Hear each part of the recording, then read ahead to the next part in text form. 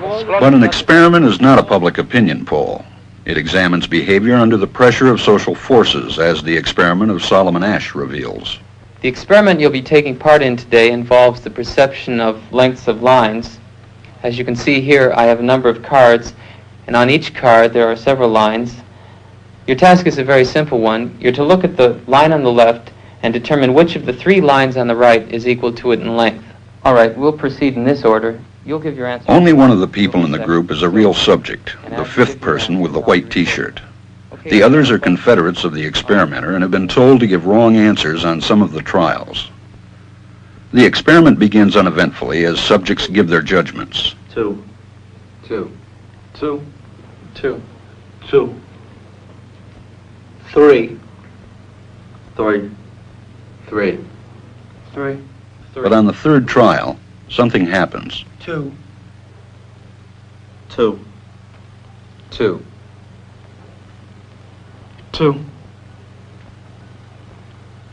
2. The subject denies the evidence of his own eyes and yields to group influence. 1. Asch found subjects went along with the group on 37% of the critical trials. But he found through interviews that they went along with the group for different reasons. 1. 1. They must be right. There are 4 of them and 1 of me. 1. This subject's yielding is based on a distortion of his judgment. He genuinely believes that the group is correct. 1. 1. 1. 2. 1. 2. 2. 2. I know they're wrong, but why should I make waves? 2. In this case, the subject knows he is right, but goes along to avoid the discomfort of disagreeing with the group. Here, the distortion is at the level of his response. 2. 2. 2. 2. In the previous experiment, the naive subject stood alone against the group.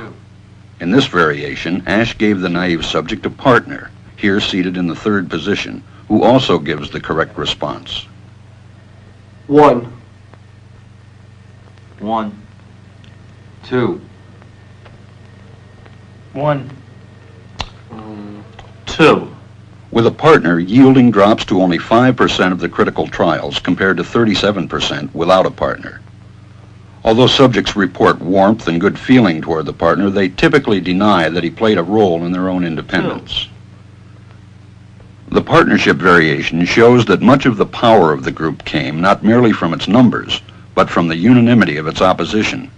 When that unanimity is punctured, the group's power is greatly reduced. Sometimes we go along with a group because what they say convinces us they are right. This is called informational conformity. But sometimes we conform because we are apprehensive that the group will disapprove if we are deviant. This is called normative conformity. The strength of the normative factor is shown in another variation carried out by Asch.